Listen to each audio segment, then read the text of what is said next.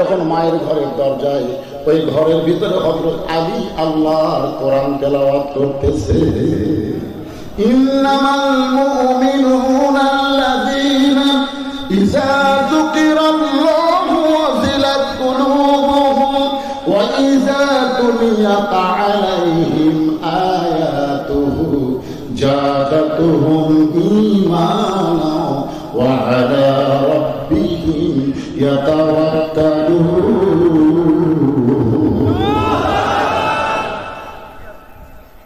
হযরত আলী কি করতেছে? কোরআন তেলাওয়াত করতেছে ঢুকতেই ঘর, আর ফাতেমা আছে ভিতরের ঘর। হযরত আলী কোরআন তেলাওয়াত করতেছে, আর হোসাইন বাইরে থেকে দৌড়ে মায়ের ঘরে দরজা, সঙ্গে সঙ্গে হযরত আলী কোরআন তেলাওয়াত বন্ধ করে, এই হোসাইন, বাইরে খেলাধুলা করা বাদ দিয়ে মায়ের ঘরে দরজা কেন? এখন চিন্তা করেন, আপনি যতই কোরআন পড়েন, যতই আল্লাহর ইবাদত করেন, আপনার সন্তানের দিকে খেয়াল রাখার দরকার আছে না? আপনি সন্ধ্যার সময় গরু ছাগল গোয়াল ঘরে উঠলো কিনা আপনি দেখতেছেন, লাইট দিয়ে গরু ছাগল ঠিক আছে আলহামদুলিল্লাহ।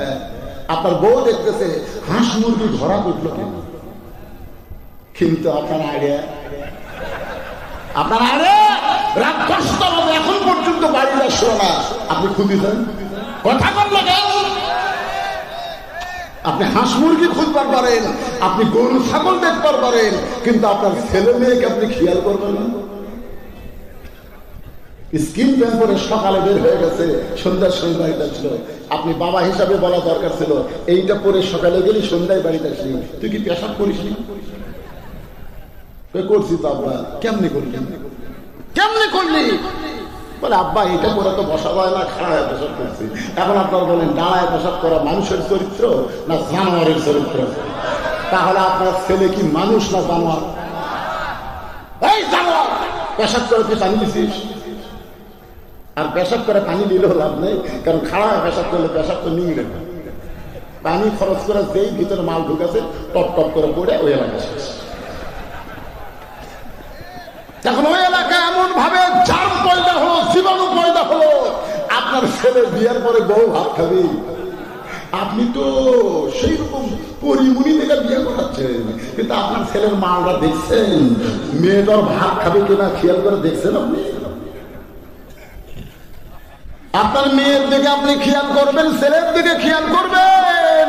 কু আনফুসাকুম ওয়া আহলিকুম নারা, জাহান্নামের আগুন থেকে যদি বাঁচতে চাও, তুমি বাবা একলা বাঁচলে হবে না, তোমার আওলাদকে নিয়ে বাঁচতে হবে। জোরে গন্ধটা ঠিক কিনা? দেখেন কোরআন শরীফ পড়তেছে, তারপরে হোসাইন এই দাঁড়া, খেলাধুলা করতেছিলি, খেলাধুলা বাদ দিয়ে তোর মায়ের ঘরের দরজা। বলে আব্বু কতগুলো মেয়ে মানুষ আমার মায়ের সঙ্গে দেখা করবার চায়, তা আমার মা মেয়েদের সঙ্গে দেখা করবে কিনা এটা জানার জন্য আমি মায়ের কাছে যাচ্ছি। আলী বললেন তোমার বয়স কত? হোসেন বলতেছে আমার বয়সটা আপনি ভালো বলেন, জানি বলে তো তোর থামাছি, জানি বলেই তোরে থামাইছি পাগল।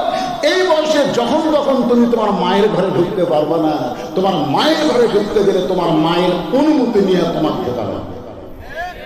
তার মানে কি বলা গেল ইসলাম?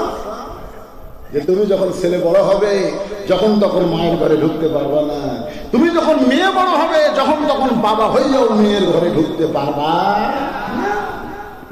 আমাকে আল্লাহ 3টা মেয়ে দিয়েছে, আমি 9 বছর, প্রত্যেক মেয়েকে 3 বছর করে আমার বুকের উপর আমি ঘুম পাড়াইছি। মেয়েরা যেন বলতে না পারে ছেলে হয়নি দেখে বাবার মন খারাপ।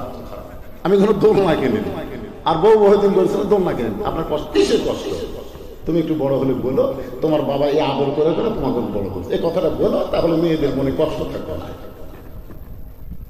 এখন সেই মেয়েরা যখন টাকা চায় মায়ের কাছে চায়, মা টাকা লাগবে। আমি ঘরের মধ্যে থেকে শুনি কেরি টাকা লাগবে, মায়ের কাছে চাই। ওর মায়ের কি ওর বাপের বাড়ি থেকে দিবি? ওর মা তো আবার আমার কাছে চাবি, ধরে কোন কথা ঠিক না? আমি একদম রাগ করে মায়ের কাছে চাস কেন, আমার কাছে আসতে পারিস না? 3 মেয়ে বলতে চাবো আপনার কাছে চাইতে আমাদের শরম লাগে, তার মানে বোঝা গেছে বড় হচ্ছে। ধরে কারণ কি আছে, মেয়েরা যখন বড় হয় বাবা ইচ্ছা মতো মেয়েদের কাছে যাইতে পারবে না, যাইতে গেলে বাবার হুকুম নেওয়া লাগবে। আবার ছেলে যখন বড় হয় মায়ের কাছে ইচ্ছা মতো যাইতে পারবে না, যাইতে গেলে মায়ের হুকুম লাগবে। হোসাইন তোমার বয়স এখন 7 বছর। আল্লাহ নবী বলেছেন 2 বছর বয়স পর্যন্ত সন্তান যদি তোমার ঘরের মধ্যে থাকে, এখন থাকলেও তুমি স্বামী স্ত্রী মহব্বত করতে পারবা, কারণ সন্তান দেখতে পারবে কিন্তু বুঝবার পারবে না।